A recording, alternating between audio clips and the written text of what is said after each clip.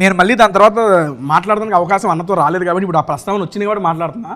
Bhairavam interval ఏమన్నా అది అసలు ఆ యాక్షన్ ఏంటి, ఆ ఎపిసోడ్ ఏంటి, ఇది సందర్భం కాకపోయినా నాకు అవకాశం వచ్చింది కానీ చెప్పుకుంటున్నాను ఆయనతో. ఆ ఇంటర్వెల్ ట్విస్ట్ చూసి ఎవరు లేచి నుంచున్నాయి ఒక్కొక్కటి.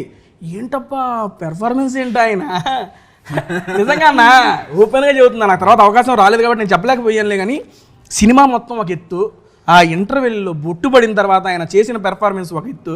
ఇక్కడ ఒక మేము వేసుకోవచ్చు, శ్రీనివాస్ ఆయన ఎన్ని అవార్డులు ఉంటాను, అవార్డులు నీకు రావాలని చెప్పి పెద్ద ఆయన చెప్పాడు కదా, అది సీరియస్లీ అన్న అది వర్త్. చూసిన ప్రతి ఒక్కరు అరే ఏంట్రా సీన్ గారు ఇంత ఉందా, ఈయనలో ఇంత పొటెన్షియాలిటీ ఉందా. ఆ సీక్వెన్స్ మేము 2 నైట్లు షూట్ చేస్తాం. 2 nights జస్ట్ 2 nights లో 6 to 2 call sheet, 6 to 2 call sheet అంతే. 12 గంటలు షూట్ చేసాం. ఎట్లా తెచ్చారన్న అంత అవుట్పుట్ బయటికి? సీరియస్లీ నిజంగా షాకింగ్ అన్న. అది కొంచెం బడ్జెట్లు పెరిగి కొంచెం ప్రొడ్యూస్ మాకు 10 రోజులు ఇస్తే అప్పటికే ఇంకా ర్యాంప్ పడిస్తా. అప్పటికే గట్టిగా ఇచ్చారు ర్యాంపు.